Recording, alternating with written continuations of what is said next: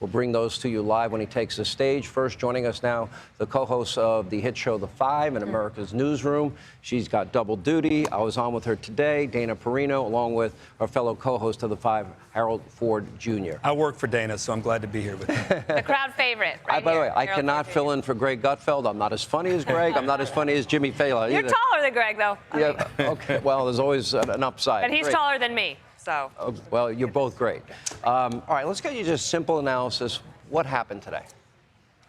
One of the things I love about our coverage is that you have these people out there talking so that any viewer can tune in and see like a real live focus group.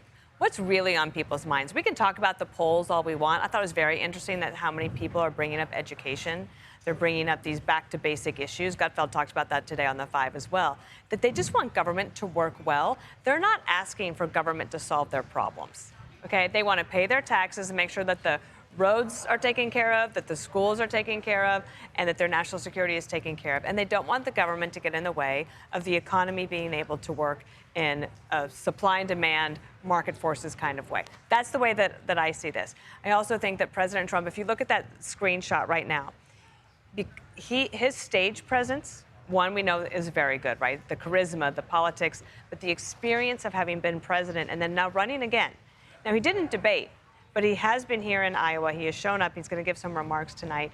And he goes into this with a strong gust of wind at his back. And it shows in that kind of a scene right there. That's a good advance team. Yeah.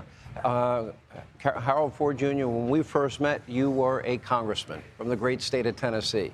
You now live in New York, and I believe New York City, and you pay about 13% income tax. There's no need to remind me. Yeah, we know. Now, if you were in Tennessee, you would pay zero. An amazing disparity in terms of political philosophy. I thought that I tried to highlight that when Governor DeSantis debated Gavin Newsom. There is a divide. I don't know how we reconcile on issues of the economy, on foreign policy, on immigration, on energy. I don't even see any middle ground anymore. As a Democrat, as you look at this, you know, what's going on from your perspective? But first, thanks for having me on. I agree with Dana. I think when you chime in to Sarah and others and you listen to people, you were commenting while she was there that these are just bread and butter things. I think to Greg's point on the show today, our politics is broken. And when the politics is broken, everything that stems from it, our borders broken, our schools are broken, our workplaces are broken in many ways. Even our places of worship are broken. So when you look at those things, millions of Americans' lives are in disrepair and are broken. If you're a Democrat tonight, I think you don't extrapolate so much from an Iowa Republican coalition or caucus. I mean, what you do extrapolate from is what everyday people are saying. You had parents in that diner.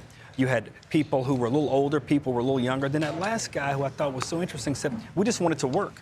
It can't, to your point, Dana, we don't need you to solve everything, but you can't pass a budget on time. Staring in your face is a porous border. No one can come together to work on that. We're finding ourselves engaged in fights overseas in Ukraine and helping our friends, the Israelis. Let's get government back to working again. And whichever candidate is able to do that, be it Joe Biden or Donald Trump, looks like they will be our nominees. And this is going to be the longest race we've ever seen for president. This thing will probably get started March 1st at the latest. We all know who they are. It's not like something's going to come up on Tuesday or Wednesday about Trump or Biden. So we may get a race. You're not a believer that there's some grand scheme to get Biden off the ticket, or is he one big fall away from being off the ticket? I know no one's wishing that, but I know your point. Not wishing it, I'm saying. But if they're the two, we may find ourselves with one of the great substantive issue-based debates that we've seen in a while, because they're going to have to. One's been president already, and one's president now, so they can talk about their records, not what they would do, but what they did and what they would do going forward. And I think the country, as much as 3/4 of the country don't want either of them as a nominee, if you look at the polling data, if they are the nominees, I always try to look at things in the most favorable light. In the most favorable light in this census, they may have to talk about issues in ways that other candidates may not. I've got to ask you the question that I ask everybody, every Democrat that comes on the show. Do you really believe that Joe Biden is physically strong enough, cognitively strong enough to be the president? Because I do not believe that. He's been president for 4 years. The answer to your question is yes.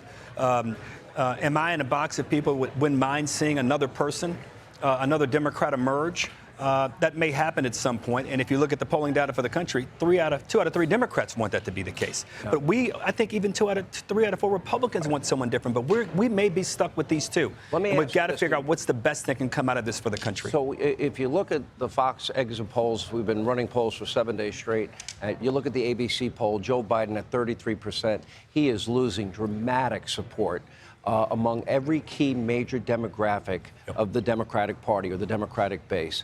If those numbers if 20% of those numbers hold, that would be a landslide victory if it's Trump versus Biden this year.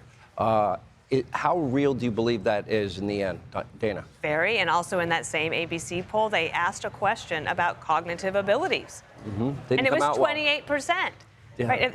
And I disagree. I don't think you'll have the most substantive campaign because President Biden has already said his campaign is going to be against MAGA extremists and against Donald Trump as a person. And you might see that from the other side as well, that Trump is going to wonder what Biden would actually do in the future if he could do anything at all.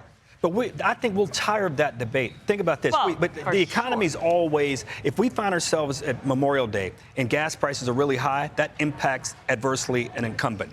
And if the incumbent has that, he's going to have to figure out, how am I going to get these prices lower? If things are lower and the economy is improving, it's going to be incumbent upon, if it's Donald Trump. He did in 22, raid the Strategic Petroleum Reserve, which he did on purpose for politics. But he's not going to change the border. And so if all the people are coming over the border. I've got to go to Hammer at the big I agree with you. I agree with Dana 100%. I'll tell you the whole Joe Biden campaign. It's going to be the normal playbook. Republicans are racist, sexist. Hitler. They have every phobia. Hitler. Okay.